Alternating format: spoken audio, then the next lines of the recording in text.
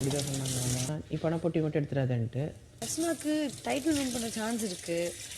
மாயாவுக்கு இருக்கு, நல்லா தினேஷ்க்கும் இருக்கு, எனக்கும் இருக்கு.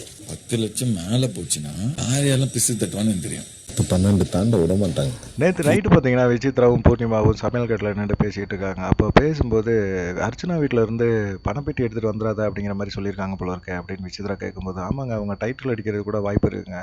அப்புறமா பார்த்தீங்கன்னா மாயா கன்ஃபார்மாக அவங்களுக்கும் டைட்டில் அடிக்கிறதுக்கு பயங்கரமான வாய்ப்புகள் இருக்குங்க. அதே போல் பார்த்தீங்கன்னா நம்ம தினேஷ் அவருக்கும் வாய்ப்பு இருக்குது, எனக்கு கூட வாய்ப்பு இருக்குது அப்படிங்கிற மாதிரி அவங்க சொல்லிக்கிட்டு இருந்தாங்க.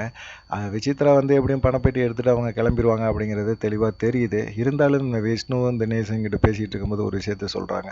ஒரு 10 லட்ச ரூபா 12 லட்ச ரூபா வந்துச்சுன்னா கண்டிப்பாக எடுத்துகிட்டு போயிடுவாங்க அப்படின்னு சொல்லும்போது விஷ்ணு ஜாலிக்காக மாயா கூட எடுத்துகிட்டு கிளம்பிடுங்க, சும்மா அதுங்கெல்லாம் சீனை ஓட்டுதுங்க இங்கே இருக்குன்னுட்டு, சும்மா அதுங்க காட்டுற பந்தாலாம் நமக்கு தெரியாதா அப்படிங்கிற மாதிரி சொல்லிட்டு இருக்காப்புல.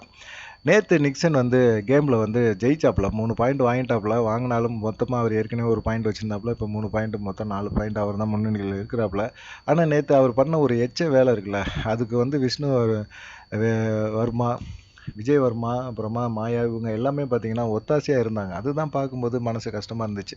இந்த விளையாட்டு நடக்கிறதுக்கு முன்னாடி அர்ச்சனா வந்து ஒரு விஷயத்த சொல்லியிருந்தாங்க. நீங்கள் எவ்வளோ நேர்மையாக விளையாடுறீங்க, தோக்குறது ஜெயிக்கிறத பற்றி கவலைப்படாதீங்க, எவ்வளோ நேர்மையாக விளையாடுறீங்க அப்படிங்கிறது மக்கள் ஆதரவு உங்களுக்கு கிடைக்கும், அதனால் நீங்கள் வெளியே போனாலும் உங்களை மக்கள் மதிப்பாங்க அப்படின்னு சொல்லியிருந்தாங்க. ஆனால் அதை தாண்டி இந்த எச்சத்தனமான ஒரு வேலையை பண்ணியிருக்காங்க விஜய் வர்மாவும், நிக்சன், மாயா இவங்க எல்லாமே சேர்ந்து அந்த எச்ச வேலையை பண்ணியிருக்காங்க. பூர்ணிமா பார்த்துட்டு இது தப்பு அப்படின்னு சொல்லும்போது கூட இதை வெளியே சொல்லாதன்னு சொல்லியிருக்காங்க.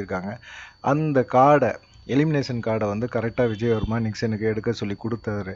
இதெல்லாம் பார்க்கும்போது மக்கள் சமூக வலைதளங்களை வச்சு செஞ்சிட்ருக்காங்க. அதை வச்சு தான் மணி, ரவீனா இவங்களை எல்லாத்தையும் வெளியேற்றினார், எலிமினேஷன் பண்ணி விட்டார். அதுக்கப்புறம் பிக் பாஸ்கிட்ட போய் அர்ச்சனா சொன்ன பிறகு தான் அந்த கார்டே எடுங்க அப்படின்னு சொல்லி பிக் பாஸ் சொன்னார் அப்படிங்கிற மாதிரி தெரியுது. இந்த மாதிரி எச்ச வேலையெல்லாம் பண்ணி ஒரு வெற்றி பெறணுமா அப்படிங்கிற ஒரு கேள்வி இப்போ மக்கள் மத்தியில் விழுந்திருக்கு. பார்க்கலாம் இன்றைக்கி பிக் பாஸ் வந்து என்ன செய்ய போகிறாரு.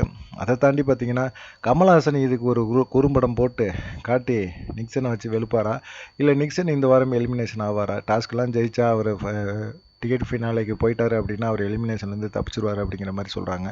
பார்க்கலாம் நிக்சனை வந்து அவ்வளோ தூரம் பிக் பாஸ் காப்பாற்றி உள்ளே கொண்டு போதான்னு பார்ப்போம். நன்றி, வணக்கம், தொடர்ந்து ஆதரவு கொடுங்க.